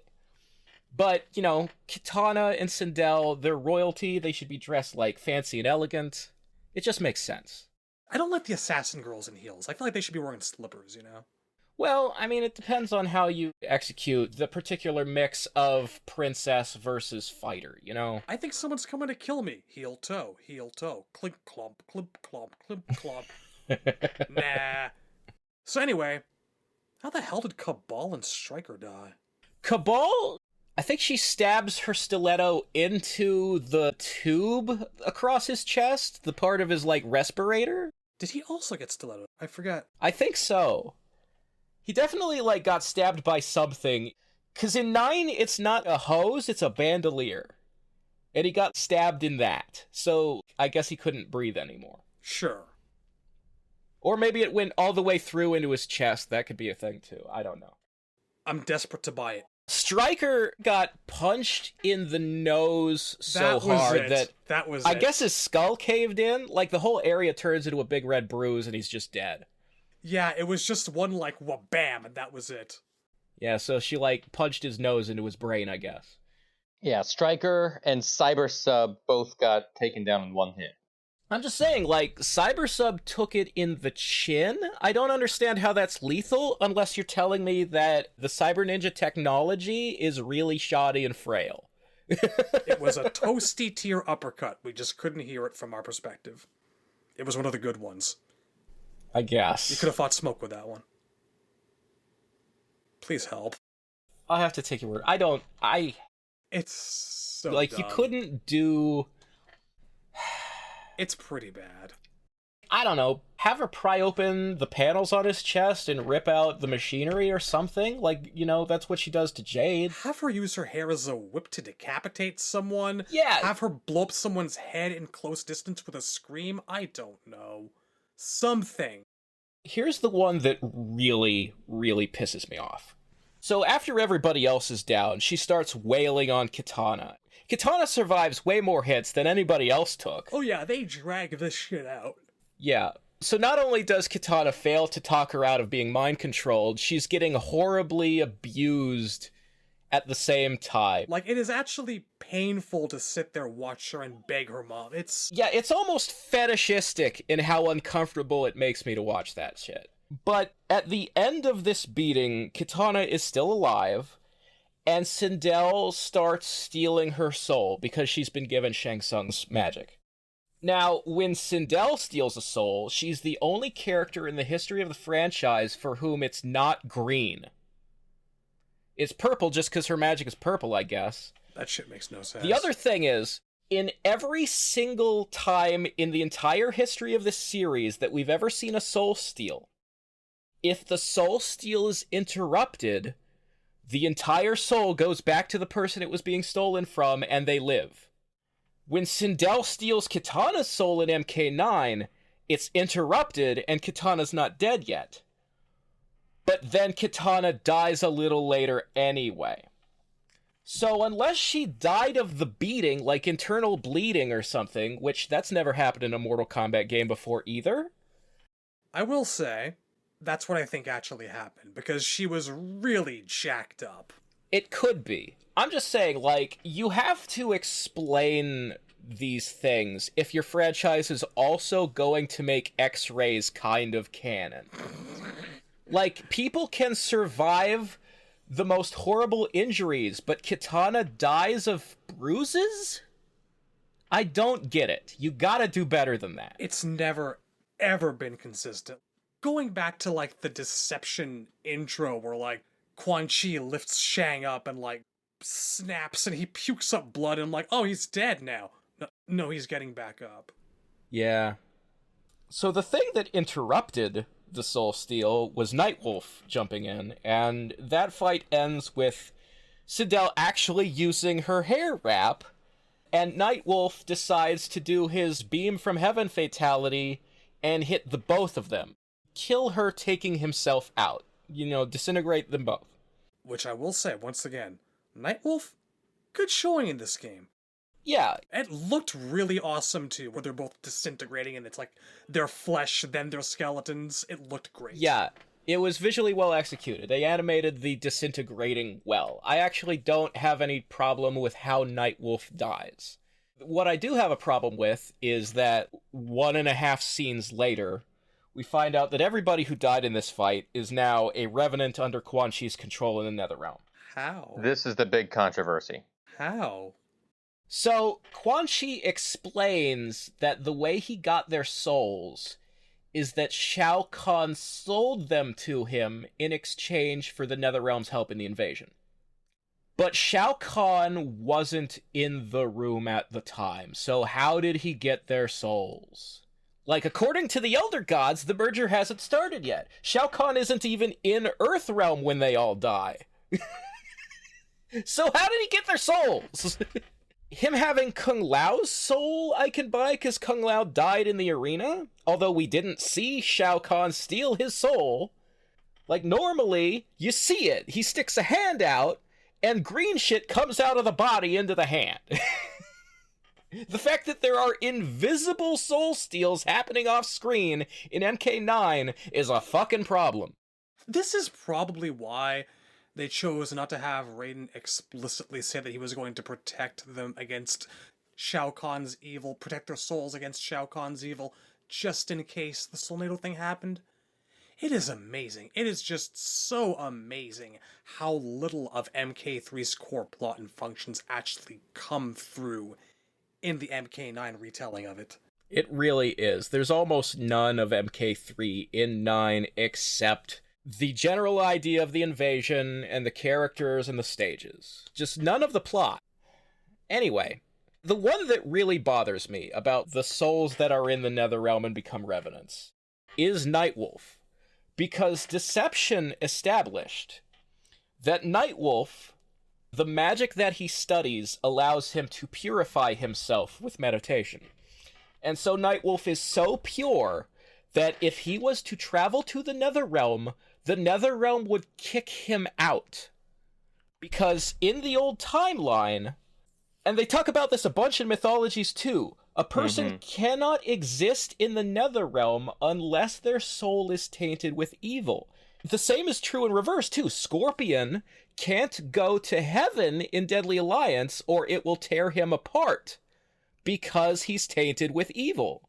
They really got away from this. Yeah. And it's really too bad that they got away from this. The entire point of mythologies was, Raiden can't go to the Netherrealm himself to get that amulet. He can't send one of his champions. He can't send Liu Kang or Kung Lao.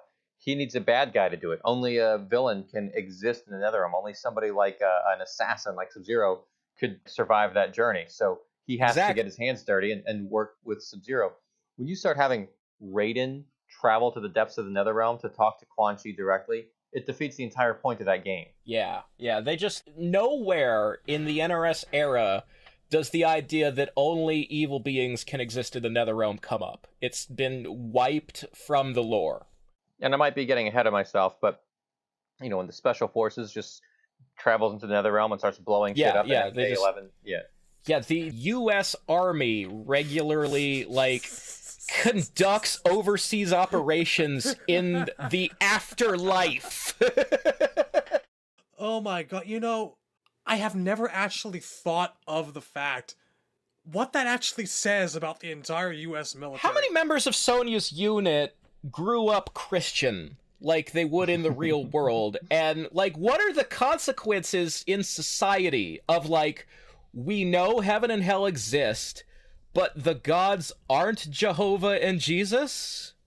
Nobody's talking about it in the games. They're all baby killers, Razor, everyone. The Special Forces are terrible people. That's how they're in hell. The MK universe is supposed to be the real world, but if all this magic existed. There are games and movies where Johnny and Sonya say the phrase, Jesus Christ. Johnny Cage will say stuff like, thank God I didn't ask him to park the car. Yeah. They were raised in real-world America where Christianity is the dominant religion. Nobody ever talks about how society was affected after MK3 and 4. They know that other dimensions exist. They know one of them is heaven and hell. How has that affected, normal people's lives and the socio-political scene of the MK universe? I've always wanted to see that addressed, and they just don't talk about it. Even though they have the army attacking hell. Yes, that's where they get it right. So what is our response to when we find out other dimensions exist and there's these other things? We create a new division of the government. Because of course we would. Yeah, we just send the army in to shoot them with guns. We create a new government division, the Outer World Investigation Agency. That's number one. And number two, we get locked into a never-ending war. So we send our soldiers out into the Netherrealm. Yeah, the hell is just another Middle East. I feel like this is a Larry Hama G.I. Joe series that has yet to be written. One of my favorite moments of, unintentional hilarity in the NRS era is there's a moment in X where Sonya and Johnny and the Special Forces soldiers are attacking Quan Chi's study. And Quan Chi, he knocks out the grunts with the guns, and he says, I have no use of your soldiers, but I will take your souls. If a regular guy with a gun is not important to him, then why does he keep Stryker around? Why is Stryker a revenant? He's just a guy with a gun! He can ride a horse like nobody's business. Yeah, I'm sure that comes up all the time. Absolutely. Oh my god, the more you think about it, the more it all falls apart. Like a house of cards. So Sindel's role in Mortal Kombat 9 is she's resurrected to be evil, and she dies, then she's resurrected to be evil again, within the span of 2 scenes. She's double resurrected. She's a super revenant. Twice the brainwashing. Evil on top of you. Double the fun. The only difference between Sindel before Nightwolf vaporized her and after is that she gets glowing yellow veins. Which raises the question, why does Quan Chi give them the gray skin and glowing yellow veins? Because Sindel didn't have those before. He can resurrect people without them. Scorpion doesn't have them. Noob Saibot doesn't have them. It is strange that she's been resurrected by Quan Chi in both instances, and yet the second time he makes her more of a revenant. The impression that I got was that the first time she was loyal to Shao Kahn. After that, that's it. His deal with Shao Kahn includes that he gets to control Sindel's soul. She becomes a revenant, and she serves the Netherrealm, no longer Shao Kahn and Outworld. But it's the same magic. Like, Quan is the one who programmed her to be loyal to Shao Kahn, and then programmed her the second time to be loyal to himself. It's purely aesthetic. Like, what is the difference? Does X Sindel have powers that 9 Sindel doesn't? Seems like not. I don't know, that's just always kind of bothered me. Just typing more questions for the Plinkett voice at the end of this. Yeah. Got 5 so far. So that's pretty much the last time we see Sindel in Mortal Kombat 9, but there is her arcade ending. There is. Yes. So in her arcade ending, it's the theoretical scenario of if she was the one to defeat Shao Kahn. Does one even have the exact text in front of you? I do. It says, the spell that bewitched Queen Sindel had been broken. She did battle with Shao Kahn and slew him. Punishment for the suffering he brought upon her and millions of others throughout the realms. She dissolved the sorcery that bound Edenia with Outworld and began restoring her realm to its former glory. Yeah, the imagery they show is, it's basically like some beautiful Edenian marketplace full of humans and Shokan and centaurs that are all kind of like gathered around Sindel and bowing to her. I always liked that ending, as a matter of fact. I have one issue with this ending. For her to have the raw power to undo a merger means that Sindel is a powerful sorceress. Before Mortal Kombat 9, sorcery was not Sindel's thing. Deception implies that she was like a knight before she was queen, or that she at least knows the fighting style of the Edenian knighthood. And all of her special moves are Banshee-themed, which implies that they were given to her by the resurrection process. That they're part of the evil magic Quan Chi and or Shang Tsung used to bring her back. And some of that is, I would say, emphasized by, like, in the graphics of MK3, when she would do her scream, her skull would become visible in her face, like it was being lit from inside by a flashlight. I think it was heavily based on the character Silver Banshee in the Superman comics. When she screams, skull-shaped makeup appears on her face, and that's like part of her superpowers. I got the impression that this reflected her status as an undead. Yeah, we talked about this last episode. A banshee in, like, Celtic mythology is an undead spirit, and the whole thing is that they, like, cry and wail because they're in mourning. Maybe the long hair powers are a thing she could already do, or they're unrelated somehow. But the screaming and the flying and the fireballs are clearly another application of the screaming energy that comes from her mouth. All that stuff seems to be Banshee-themed, and, like, she didn't have those moves before she died. So Sindel, as far as we know, before she died, was not a magic person. She was not like a wizard or a sorceress. She was just a fighter, if anything, and mostly an aristocrat who sat in a chair. Well, I can see where you're coming from with that. But I've always considered Sindel to be, with how utterly and completely ancient she actually is. I figure there's probably a lot of arcane texts sitting around, and I'm not sure that you maybe need raw arcane powers so much as know the spells and incantations to get things across. Maybe she knows where the orb that binds Edenia to Outworld is. Maybe it's that. Well, that's the other thing. If they had simply mentioned the binding orbs that are introduced in Deadly Alliance, like Nitara is looking for the orb that binds her realm to Outworld, and they go on to say that every realm Shao Kahn has merged has an orb. So if they had remembered that and had Sindel smash the orb in this MK9 ending, I'd be fine with that.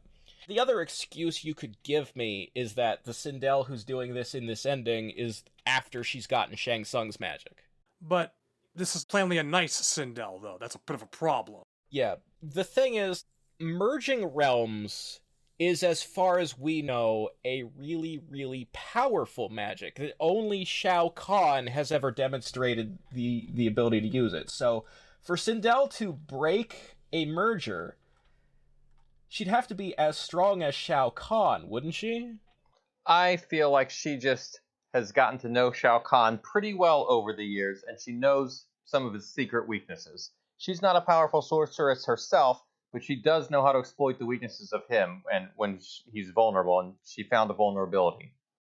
I don't know. In general, I think it's much easier to destroy things than it is to actually create them, and I would call the entire process of merging realms creating something completely new. I could buy that it maybe takes less raw power to undo a merger than it does to actually create one. Maybe. Just spitballing here. The previous game's lore has never painted it as easy to unmerge realms. I mean, it does just kind of happen off screen in MK3, but once Deadly Alliance got into the orb stuff, we just kind of assumed, well, Kitana and Sindel must have found Edenia's orb and smashed it. The idea that you could just raw magic it wasn't really supported in previous games. The whole notion of merging and unmerging realms is something that the games like to allude to, but we never really delve much into the science of it, in as much as it is science, or how it's done, until it's really convenient to do so. So when it comes to stuff like this, I kind of turn a bit of a blind eye, because there's never been consistency, although I'd really like there to be. Yeah, I'm just saying I would prefer them to establish consistent rules, which they kind of did in Deadly Alliance. Like, once you set up the orbs, then any method that unmerges realms that's not an orb undermines Nitara's story in Deadly Alliance. I would love there to be orbs again. Why does she need to go through all this finding somebody who can dive into lava and get an orb if she could just learn magic? I would say that maybe the orb thing is the easiest. Like, if she knows the location of the orb, she's already got a lead, she's good. Whereas for Sindel, maybe she doesn't know where the location of the orb is, so she's got to go about it a different way. I wish that they would, if there is no Edenian orb or whatever, just tell us that, like, after such and such a time, the orb dissipates, and that's why things happen, like, say, for example, in more recent games, Edenia and Outworld can never be unmerged. Just give us a little bit of substance. I don't think Outworld and Edenia can never be unmerged was really a thing. It's a thing in 11. It was not a good thing. It is not a good thing, no. It's said a few times, particularly in MKX, because Kotal didn't want to unmerge realms. It's very glossed over when it is brought up, where it's more like characters are speaking colloquially off the top of their heads as opposed to actually trying any effort to find out if it really is possible. Like, it's used as an excuse not to try. And I don't really take that serious. Consistency in this series, I wish. Especially because, as we know, there are multiple occasions in the old timeline where realms are unmerged. You can't retcon something that's happened that much. I mean, if you Yeah, I got the impression that it was just a big mistake when they said that the realms couldn't be unmerged anymore. Big mistake. If you're gonna rewrite a character multiple times, mess with her origins in one game, then give her different origins 2 games later, like the one we're talking about right now, does this shit really surprise you? Does it matter? Does it actually matter? Well, that's the other thing. A retcon cannot last if there is too much contradiction. That's the problem with trying to change Sindel to evil in 11, is that there are too many games that are too well known where she can be under mind control and restored to good, or is just outright good, to the point where it's like if you went out today and got hired by DC Comics and you immediately said Superman isn't even from the planet Krypton, that's been a lie all these years, nobody would like it or take it seriously because him being from Krypton is far too famous. Hey, Razor. Hey, Razor. What's that? Hail Hydra. That was a cosmic cube, all right? They literally changed Steve. That's different. That's not a retcon. That's just a storyline that happened in the present. Comics are fucking Well, stupid. they made it appear to be a retcon at first. It was very controversial. Yes, well, cosmic cubes can rewrite the past, but also that was undone. Or sort of, they made a copy of Steve who had the memories he's supposed to have, while the real Steve is still Hydra Steve, and they just never talk about it? Remember Teen Tony from the 90s? It's that situation again. Marvel is bad with continuity. DC's bad in a different way. They just start their universe over whenever they don't like something. Well, Mortal Kombat is starting to go the same way. Yeah, that's the problem. They're too influenced by the fact that they're owned by the same company that DC's owned by. It's a crisis every week now. It's always the reboots. Stunt, stock, shock, storytelling. Gotta love it. That's another thing. The Sindel in 11 isn't the Sindel in 9. That's actually a different universe. Sean Kittleson, I have him on recording saying that 11 isn't a sequel to 9 and X. Chronica rebooted off-screen between games. That's why Cabal isn't Stryker's partner anymore.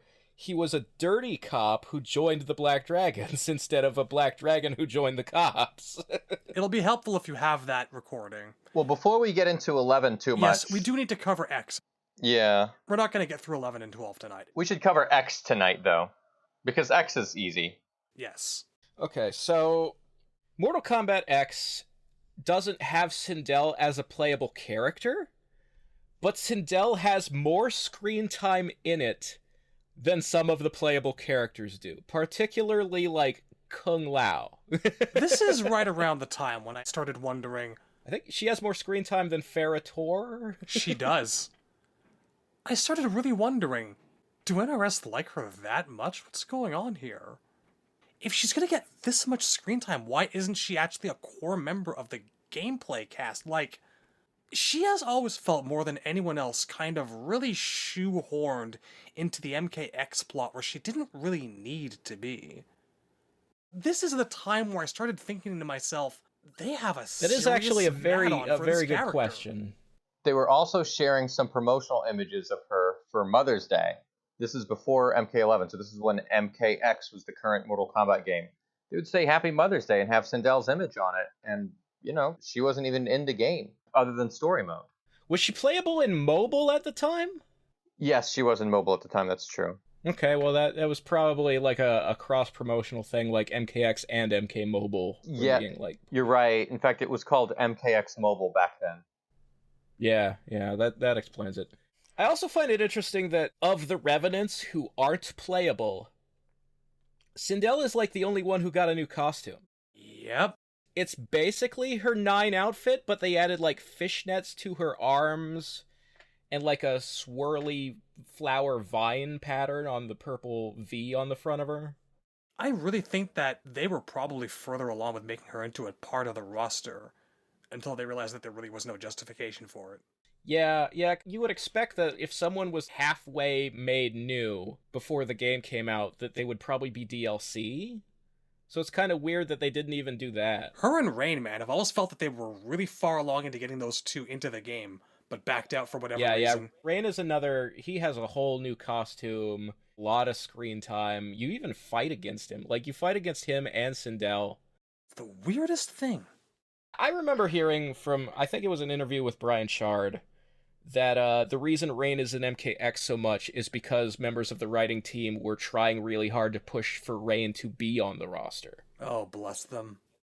And so they shoehorned him in as much as they could, hoping it would force him to come out as DLC, and Ed just wasn't into it. Nope, gotta have Old Faithfuls. Gotta have Liu Kang, Kung Lao, and Katana. But I presume then a similar situation where everybody either wanted or thought Sindel would be DLC, and it just never happened. That feels logical to me. Plot-wise, Sindel doesn't really do anything. She's just one of the Revenants, a grunt to be fought. There is some dialogue between her and the hero she's fighting about her and Katana are both sort of like, now that we're Revenants, we can be together as a family, and when we kill you, you'll join our family. It's pretty generic, honestly, but within the bounds of what you would expect evil Sindel to say, I guess. She does do some cool stuff with her hair in that one big fight scene she's got in Hell. Yeah, she has some hair whipping in the cutscenes. There's a bit where her and Jax kind of fall off of a land bridge in the Netherrealm, and she grabs a rock with her hair, and Jax grabs a hold of her. And she pulls them both up, like with her head slithering over backwards like a snake. It's actually one of the most memorable bits of the entire story, and I really like it. That's gotta hurt to pull your entire body weight plus Jax's with only the roots connecting your hair to your head.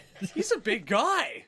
He's got some strong follicles. Which brings me to another point, is in that scene, there's a bit where Jax is then hanging on the ledge by his fingertips, and Sindel is stomping on his hands. Now, those are a prosthetic. He has no feeling in those fingers. Why would that work?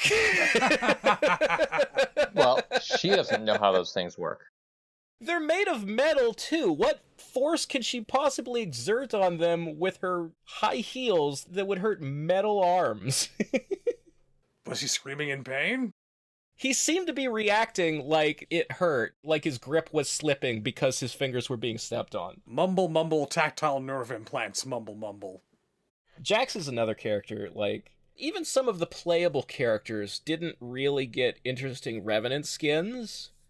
But I think Jax has the best Revenant skin in the game. Easily. His metal arms were twisted and evil looking. They were sort of aping the Doom art style. Quan Chi specifically said that he didn't like robotics when he was working with Cyber Sub-Zero and... Yeah. I don't trust this Cyber Ninja technology. That's why he restores Sub-Zero to human as a Revenant. Mm-hmm. But you and your arms, you look cool. Cabal has a disability that... Instead of fixing his lungs, he leaves the mask. How is that making him better? You know that this is all lies, and it's about keeping the ninjas that he likes to mess with as close to mint condition on card as possible. He collects them is what he does. Yes. They should have never done Cyber Sub-Zero and X's them walking it back. But They're never going to walk back Cabal's design because the mask is what's famous about him. They're never going to walk back Jax's arms because they're what's famous about him. Even though he didn't have them when he first appeared, they immediately became the Jax thing. I mean, everyone will disagree, but I could easily play as Jax in a game where he didn't have the metal arms. Again, a la MK2. I wouldn't mind. I wouldn't hate it. If they were to go back and do what Special Forces was supposed to be, and Jax had normal arms instead of them making up the he's using prototypes excuse, I'd be totally into it. Anyway, Sindel, M-Kicks. I mean, what more is there to say about her in MKX? She's there, she's a Revenant, she does what the rest of the Revenants do.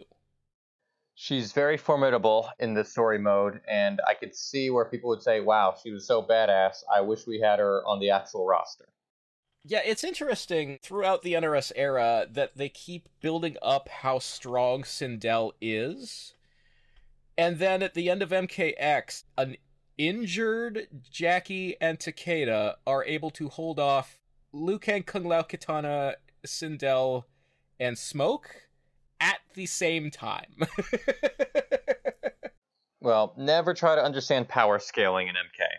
Yeah. It's a disease. Like, I don't need there to be, like, a strict chart. I would just like it to make a little more sense.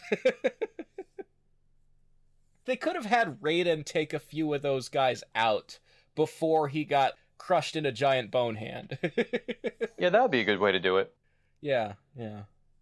So, I mean, that's kind of it for MKX. Sindel's just an NPC who has a weirdly greater amount of screen time than half the roster.